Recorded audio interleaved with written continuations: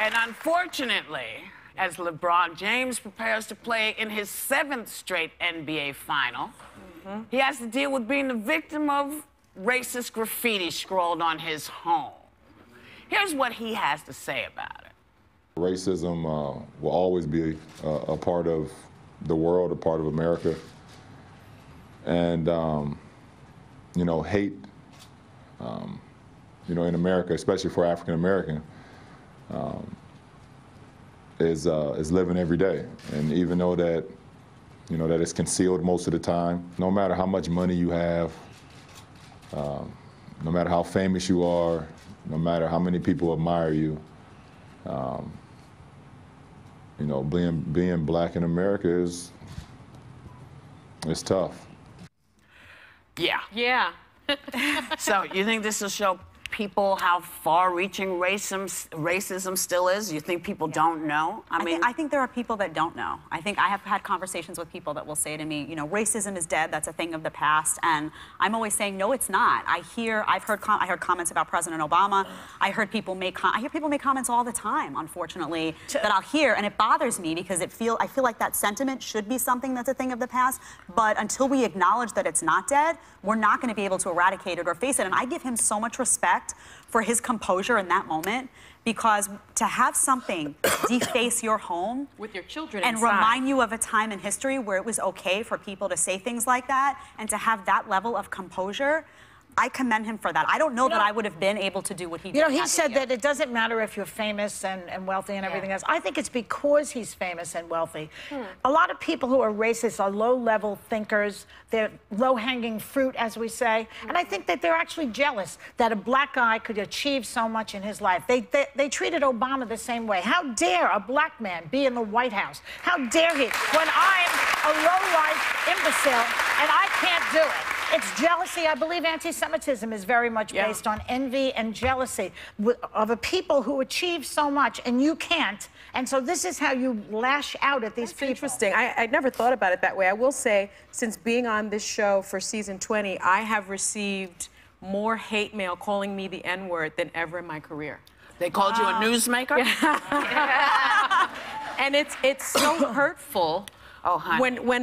When you get it and it's so hateful, and I keep on wondering, is this a result of the loss of civility that we talk about all the time? No, listen, racism has been institutional in this country. Let's start with that. Let's remember where we started.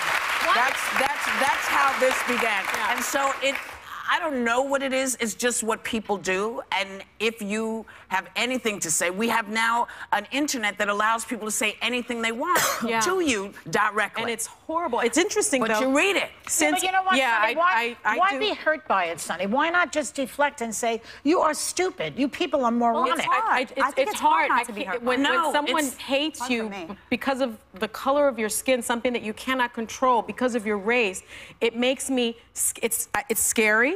Yeah. And it scares me for the world that my children are inheriting. Remember, I am raising a black boy and a black girl, and it scares me as a mom. Well, you know what?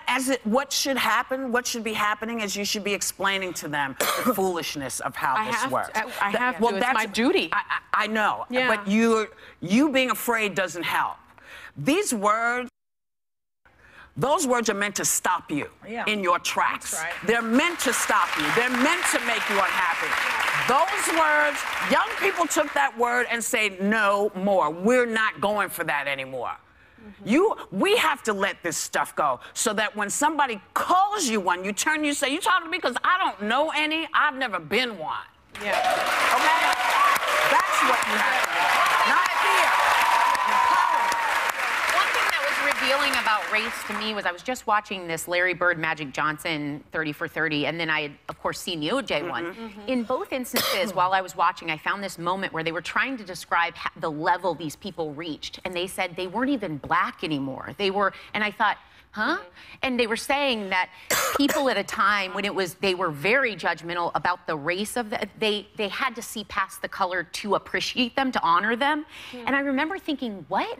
Like, I had to think about that for a while. And in both instances, that's how they got their point across, was these people were beyond black. Let me say this, though. It's interesting because I keep on asking myself, why is it happening so much more, at least to me? The Southern Poverty Law Center reported that its count of hate groups in the country since the election has increased for the second consecutive year. And they've also found that, Progress found since the election, there were a total of 261 documented incidents of hate. 41.7% of the incidents were connected to the election of Trump and against African Americans. Well, when you know, African Americans, black people, and Muslims and women, look, you know, here's the bottom line. No one's going anywhere. Yeah, Americans come in all shapes and sizes, all colors. We're white, we're black, we're yellow, we're red, and none of us are leaving.